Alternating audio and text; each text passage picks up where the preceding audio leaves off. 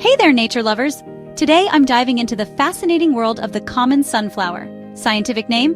Helianthus annuus. Sounds fancy, right? These towering beauties are part of the daisy family and can grow up to 9 meters tall. Their stems are rough and hairy, and the leaves? Heart-shaped and coarse, mostly found near the bottom. Now let's talk about those striking flower heads. Each one is a mini flower garden, full of tiny florets arranged in a mesmerizing spiral pattern. This isn't just for looks.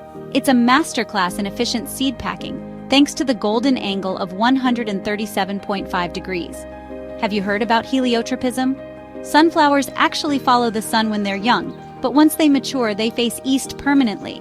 Why? To soak up that morning sun and attract pollinators. Sunflowers have a diploid genome with roughly 3 billion base pairs. That's slightly larger than the human genome. They were first domesticated in the Americas, around Mexico, about 2600 BCE. Fast forward to today, and they're a major crop in Russia and Ukraine. These plants thrive in fertile, well-drained soil with plenty of mulch. They're often rotated with cereals, soybeans, or rapeseed to keep the soil healthy. Sunflowers are incredibly versatile. Their seeds make a delicious snack and cooking oil, while the leftover cake is great for livestock feed.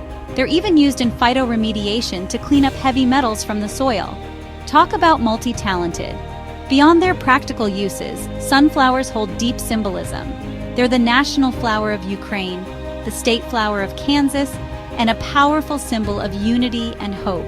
So next time you see a sunflower, remember, there's so much more to this sunshine giant than meets the eye. Thanks for watching, and don't forget to like and subscribe for more nature wonders.